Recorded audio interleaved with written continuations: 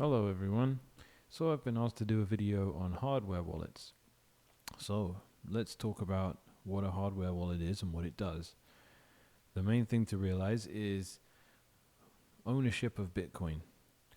Ownership of Bitcoin is all predicated on generating a random number and being the only person or entity in the universe that knows that number. It's as simple as that.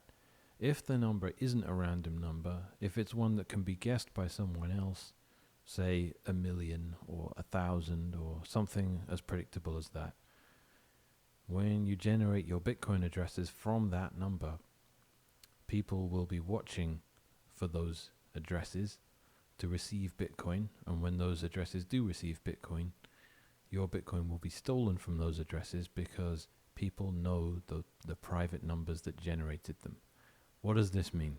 This means when owning Bitcoin, the addresses you generate to hold your Bitcoin have to have been derived from genuinely huge random numbers that are genuinely random. Now, humans can't generate random numbers. Computers aren't particularly good at generating them either. You want cryptographically secure randomness. What this tends to mean is that we use generally hardware wallets. Now, this is a source of debate, and a lot of people would spit in my face for what I'm talking about here, but at the same time, there's different ways of securing your Bitcoin, and all of the people that have the most violent, strong opinions about how you should store your Bitcoin, every single one of these people hasn't had any of their Bitcoin stolen, so there are many different methods you can use. The one that is satisfactory for the novice user all the way up to the fairly proficient user who is pretty nifty with all this stuff and knows quite a lot about Bitcoin. Between those two levels, hardware wallets are what you should be using. Above that, yeah, fine, get an old laptop and get rid of all the binary blobs and install a distro of Linux that you compiled yourself and all this ridiculous stuff, which is more secure, yeah, but if you don't know how to do any of that stuff, then you're going to end up having more problems than you solve by doing this. So what we're doing is we're getting a hardware wallet, and what that device will do is it will generate this random number for you, and it will then give you a 24-word seed phrase or mnemonic, which you can note down as your backup. And what that will do is, should you lose your hardware wallet, you are able to restore your wallet and all of your Bitcoin at all of your different addresses using those 24 words. And it's as simple as that. But what does this mean about possible attacks and possible situations where your coins might be compromised even though you've done this? How much can you trust a hardware wallet? And this comes down to there not being a perfectly secure solution. Unless you are able to create your own hardware wallet from scratch, you are going to have to trust someone somewhere along the line. But there are ways to minimize the amount of trust involved. My personal favorite hardware wallet, well, let's start with the general principles of hardware wallets. When you order one, the ones I suggest usually are Trezor or Cold Card. When you order your wallet, it has to come from the manufacturer first and foremost. It can't come from a third party. So don't go and buy your Trezor or Cold Card off Amazon. It has to be new. You want to get rid of all of the possible middlemen that could have interfered with it en route to you. So if someone else owned it before they give it to you, that's a red flag. If you order it from a third party in general, that's a red flag. If it arrives and the seal has been broken, or in Cold Card's case, it comes in an evidence bag, and the number on the evidence bag does not match the number that the device itself gives to you, that's a red flag. And in those situations, you cannot trust that device for the simple reason that the number it generates is not going to be a random number. It's going to be a number that someone pre-programmed it to give to you so that it would generate addresses they know the private keys to. They will scan the blockchain and they will wait for some Bitcoin to arrive at those addresses, and then they will steal your coins because they know the number. So when you order your hardware wallet, Another thing to remember is don't, for any reason, order it under your own name or even to your own address if you can avoid it. Ledger are a hardware wallet manufacturer that I will never recommend due to this mitigates the problem that they created for their users, which is if you ordered a ledger and used your name and address, your name and address and a bunch of other sensitive info and probably payment details, payment information if you bought it using credit card, have been leaked because they don't know how to keep their databases secure and they don't have the foresight to delete this information as soon as possible. I bought a ledger years ago because due to what I do, I need to use all the different devices I can just because all of my clients use various different devices and I have to be as proficient in them as possible. I wish I'd never bought a ledger because every day I get 5 or 6 spam emails telling me that, oh, my Bitcoins are in trouble. I need to type in my 24 words somewhere to recover them or to keep them safe. I'm not going to fall for that, but they've got a lot of customers and someone somewhere is going to fall for that. And that's a heartbreaking situation because you've gone out of your way to get your coins securely under your own control. You've done a good job, and then you've got forgivably confused and typed your seed phrase into somewhere that you shouldn't have, and your coins have been stolen. And because it's Bitcoin, there's nothing anyone can do to get them back for you. So don't buy a ledger. Trezor is the simpler one, and it's the one I recommend to clients that don't really want to get into the weeds too much. They're a bit cheaper than cold cards. They are definitely simpler to use, but the main reason I don't like them is they don't come in an evidence bag, and the sheer amount of shit coins that they what's the word I'm looking for there? They facilitate a lot of shit coins, and they lend credibility to things like Bitcoin Cash and Bitcoin Gold and all of these phishing attacks. And I've literally had clients accidentally send Bitcoin or Bitcoin Cash to an address on the other network. So I think someone sent their Bitcoin Cash to a Bitcoin address.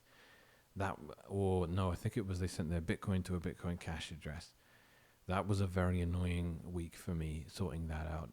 Though amazingly I managed to fix it. But when you use a cold card, you walk away from that bullshit. And you don't have to worry about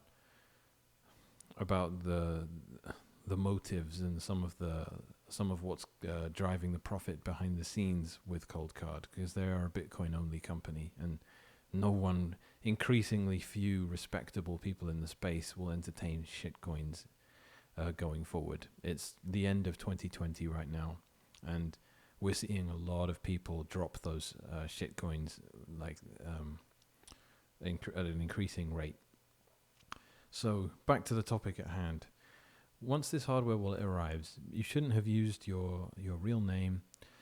Hopefully there's not much link between your identity and the fact that you're a Bitcoiner at all. Though of course to use any exchange you're probably going to have needed to shell out your information, your identity. That's a shame, but you can still keep these things as minimal as possible. So you've got your hardware wallet. And what that's going to do, depending on the device it is when you turn it on, it's going to generate a secure random number for you and then give you the 24 words that you'll use to back up that random number. Now, if anyone finds your hardware wallet, they can't do that much with it unless they also know the PIN that you're going to have to make for that device. But if they find your 24 words, then they have your coins. As simple as that. There are extra words you can add, and I'll go into other security protocols a bit further down in this video, but for the time being, those 24 words are your coins. The only reason you need a hardware wallet is because you need a secure way of generating those 24 words. But the hardware wallet, if it's plugged into your laptop doesn't know those words. It never will know those words, and you can never, ever, ever type those words into anything digital, ever. You can't text them to yourself, you can't email them to yourself, even if they're encrypted. You can't take a picture of it, even with the oldest phone. You can't even write them down if there are cameras around, and I tell people, close your curtains, put tape over the webcam on your laptop if you insist on it being, I don't know, there probably will be a laptop around when you're setting up a hardware wallet. Don't accidentally pick up your phone for a second and accidentally expose those words you're writing down to the camera, even if your camera app is not open. Because guess what? Half the apps you've got installed on your phone, you don't know what they're doing. They can be accessing your camera on and off all the time. And close your curtains, because people have drones all over the place now, and some of them are so small you wouldn't even know if someone was flying past your window with a drone. You are becoming your own bank. You have to have the kind of security protocols that banks themselves have. Except you must go even further, because if banks can buy insurance, and at the end of the day, when banks screw up, governments print more money and bail them out. When Bitcoiners screw up, they lose their Bitcoin, and no one in this universe can create more Bitcoin than the system allows for. So if you lose your Bitcoin, the only way you're getting them back is buying more Bitcoin. So those 24 words are critical. You have to keep them secure. I always tell people, laminate them, because I remember a story back on the Bitcoin Talk forums of a guy who spilled whiskey all over his 24 words and burnt his Bitcoin that way. They are gone forever. That warning can hopefully serve a lesson to all of us.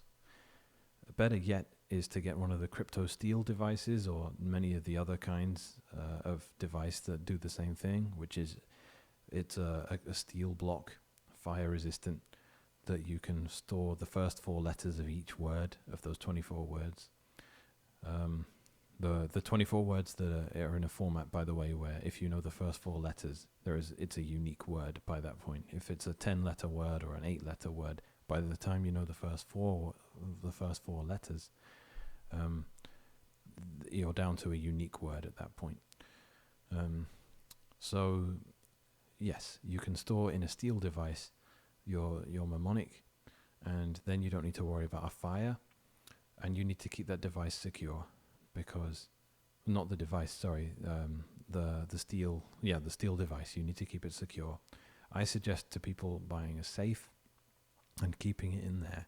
Better yet, split the words into 2 chunks of 12, put 12 of them in a safe at one location, and put the other 12 in a safe in a different location. Remember, if someone finds your hardware wallet, they just need a PIN. If someone finds your 24 words, they don't even need that. They can just upload those 24 words into a new hardware wallet, and then they're done. Or they can restore those 24 words in a software wallet too, like Electrum or anything like that. That's what the hardware wallet does. It generates 24 words, and there are 2 elements to this that I should probably have clarified earlier. There's the secure random number and the storage of that, the generating of it and the storage of it. That's what a hardware wallet does. And then there's the actual wallet interface as well, which is where you generate addresses and you spend coins and you receive coins and all that stuff. These are 2 different functions, and wallets tend to do both of them. I really like the setup with Spectre Desktop, which is an incredible wallet, but it doesn't store private keys. All that will happen is your hardware wallet will generate the private key, it will give you the 24-word backup, and then it will give you an XPub, which is an extended public key, which is a thing that can be uploaded into a device you don't need to trust. And what that will do is it will give you a long list of addresses that you can use, and you don't ever need to use your secure device. You can leave that locked away. That is until you want to spend some Bitcoin. But up until that point, you can generate addresses, you can label them, and you must label all your Bitcoin transactions. You must keep everything as clear as possible, because for the simple reason that, well, depending on jurisdiction, but if you buy a coin for $5 and then you buy a coin for $10,000 and then you sell one of those coins, for tax purposes, you definitely want to be saying that you're selling the coin that you bought for $10,000, not the coin you bought for $5, because it's a much lower gain. And the only way you can do that is if you keep your UTXOs organized. UTXO stands for unspent transaction output, and that's how Bitcoin works. This might be too much information. Don't worry if you don't catch this, but I'm going to reel it off right now anyway. Bitcoin doesn't work. When you own Bitcoins, you don't own an entire Bitcoin or half a Bitcoin or anything like that. The way spending and receiving Bitcoin works is like if you had a $10 bill and then you wanted to buy something that cost $8, you would go to the store and spend your $10. You would give them $8 and you'd give yourself back $2. You've now created a $2 bill and an $8 bill. If you now want to go and spend your $2 on something that costs $1.47, you do the same thing again. A bill for $1.47 is created, which the store keeps, and a bill for the remaining 53 cents is given back to you. I don't mean a bill, I mean like a dollar bill sort of thing. It's like you're creating new bills every time, and that's a transaction output or an unspent transaction output. And everyone with a copy of the blockchain, to some extent, will have a list of all of the unspent transaction outputs in Bitcoin. It's not. It's called the UTXO model, and it's an interesting way. And it took a long time for me to understand that that's how Bitcoin works. And then immediately I'm struck with the realization that how would it work any other way? But that's how it works. So anyway, back to the topic at hand. You need to keep your UTXOs organized. So when you receive Bitcoin A, label it. I bought this on ShakePay, or I bought this from Ledn, or I bought this from Kraken. Then you buy some Bitcoin from somewhere else, and then you do your job and earn some Bitcoin. These are all from different sources. Organize them. Make sure you know when and where they came from. And a good wallet will do that. Trezor's interface doesn't. Trezor's interface sucks. I like Spectre Desktop, which I mentioned earlier. To use Spectre Desktop, you basically need to be running a full node, which you should be anyway, but I understand if that's not practical for a lot of the people I talk to. I can help with it. I like helping with it, but it's a little bit... it's not something that can be insisted upon, even though it is the correct way to use Bitcoin. To be your own bank, you need to be verifying the money you're receiving at all times. And if you don't run your own full node, there's no way to do that. You're just letting the wallet software do that for you. And in Trezor's case, that just means trusting Trezor to figure out whether the Bitcoin you're receiving are real or not. People do that. I'm fine with people doing that, but it isn't the ideal way to do things, and it's not the way I do it. But I don't want you to wait until you know all that stuff before you buy any Bitcoin. I want you to get in as soon as possible, because the best time to buy Bitcoin is always yesterday. So, I'm hoping this video doesn't drag on like all the others, and I'm pretty close to rounding this off now. So you'll need this hardware wallet. If you're 9 out of 10 users, you're going to need a hardware wallet. You're not going to be running some bespoke solution on an old laptop that you've managed to make iron, absolutely bulletproof. So your hardware wallet, it's shown up. It's come directly from the manufacturer. You have no reason to suspect anything. The shipping was smooth. The packaging was untampered with. In Coldcard's case, it came matching the evidence bag it was given in. None of these are perfect solutions. There's an element of trust involved here and a leap of faith you're going to have to take that the device is secure. But, given that there's no perfect security, at some point you have to trust something. And this is what you're going to be doing here. In Coldcard, you can say that you want to roll dice to introduce your own randomness into the generation of the number. I don't think there's much advantage to doing that, because at the end of the day, if I don't trust the device, I don't trust it to use the dice rolls that I'm throwing and not generate a compromised random number anyway. So I'm perfectly happy trusting the cold card and not handing in my own external sources of entropy, which are these dice rolls. And to be quite honest with you, I don't trust casino grade dice, or I don't even trust the government to create pennies where the heads and the tail sides are evenly weighted and there isn't a slight skew in one direction that would ruin the random number generation of people using pennies or dice in a way that only the three-letter agencies understood. That might sound paranoid and ridiculous to you, and I accept that it does sound that way, but at the same time, you are your own bank, and no one else is going to come up with these solutions for you. You're the one that has to be... You can't come to me and buy $10,000, $20,000 worth of Bitcoin, or if you're a lot richer than that, buy maybe $1 million worth of Bitcoin, sit on it for 10 years, have it suddenly be worth billions of dollars, and not have dealt and wrestled with these kinds of questions, because they matter. And if your coins are taken from you, then they are permanently taken from you, and there is no getting them back. So these questions are relevant, and Bitcoin encourages adversarial thinking, which means you always need to be planning for the most advanced and sophisticated attacks, and you can't ever think it'll be all right. If you do, and you're lucky, then fine, and hats off to you. But I can't allow myself to get away with that. It's too much responsibility not for me not to take it. Anyway, I'm sorry about all these asides, these tangents rather. So your hardware wallet, you're going to have to trust it. But make sure there cannot be a red flag. If there's a delay in shipping, don't accept it. It cannot have come from a third party whatsoever. It shouldn't have had your name and address attached to it in the ordering process. You should be able to buy it with Bitcoin in the first place, which is great because you don't need your credit card company or any of these people knowing that you're doing something to do with Bitcoin, because they don't tend to look very favorably on this industry at all. And indeed, why would they? It's completely putting them out of business. So you've got your wallet. You've got no reason to suspect that it's dodgy in any way.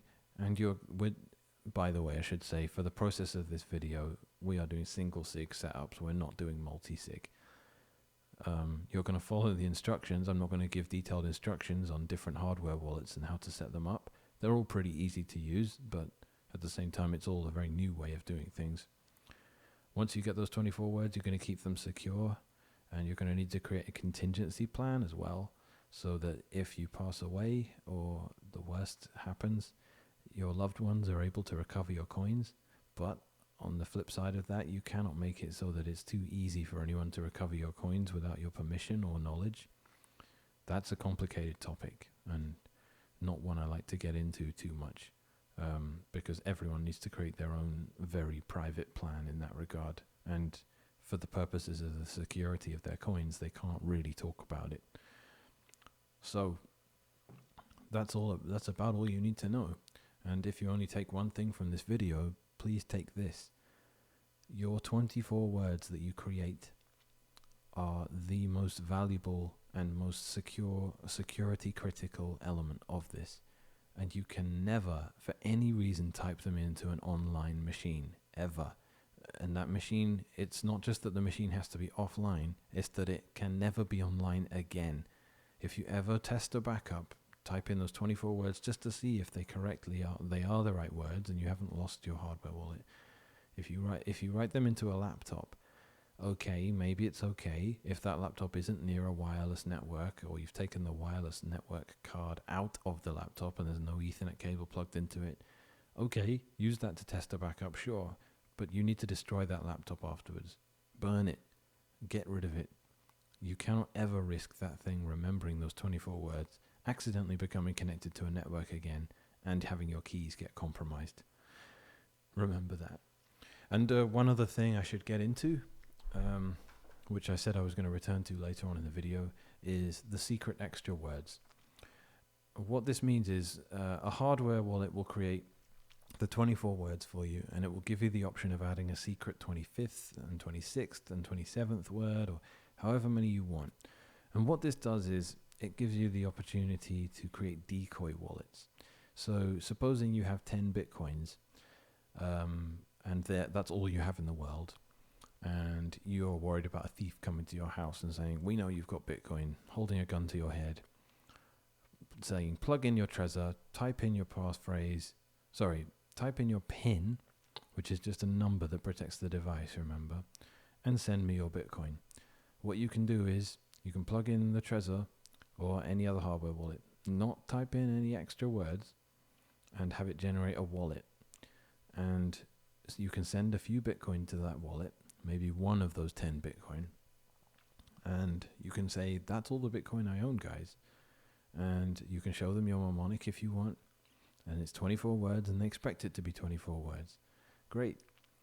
But little do they know that if you typed in a 25th word, you'd have been able to generate a completely unrelated wallet, which would have had 90% of your Bitcoins on it. And if they say, okay, we think you've got an extra word, type in a 25th word, you can generate a second wallet, and that can also be a decoy. And with cold cards, there can even be a 25th word that opens a duress wallet, which generates a new wallet that doesn't have any Bitcoin in it, but bricks the device, which makes you unable to spend any Bitcoin at all from that cold card. There might be a situation where you might get killed for that, but I'm sure there's a use for it somewhere if you can find it. Secret 25th words are a good way of protecting your Bitcoin behind a decoy wallet, which only has 24 words that you can store some Bitcoin in it with. You can appease a thief. You can have them leave you alone. They can leave with some money. They can allow themselves to believe that they got all the Bitcoin you own, and you can still keep the majority of what you own. It's secret 25th words are kind of a game changer, and they are an important thing to add, I would say, but they're not essential. Another thing that's nice about them is that they are coming from your head. They are not generated by the hardware wallet themselves. So if the hardware wallet is compromised and you add a secret extra word, that's one extra layer of defense you have from any man in the middle that intercepted your device en route and made it generate predictable 24 words that they knew. Adding a 25th word would make you generate a random wallet that they wouldn't recognize, though the 24 words that they had pre-programmed it to generate to you, they would of course try every obvious 25th word as well and get all the addresses that come from that hidden wallet and scan the blockchain for that as well. So it doesn't provide a lot of extra security in that regard, but it's better than nothing. So, to summarize, your hardware wallet is generating a private number, a genuinely random private number, and you need to trust it to be able to do that. It will give you a 24-word backup of what it's done, and you need to use it to, it needs to be the thing that you trust to have generated the unknowable number that is the key to your Bitcoin. And that's about all I have to say on hardware wallets today. You don't want to use hot wallets. You don't want to use your online laptop and download Bitcoin Core and generate a Bitcoin address and receive some Bitcoin to it. You don't want to do that because that machine cannot be trusted like a hardware wallet can. Core devs like Greg Maxwell would definitely disagree with me. And Greg Maxwell is a genius, and he has written so much of what we use today in Bitcoin Core. And I would be completely loath to disagree with him in any other circumstance.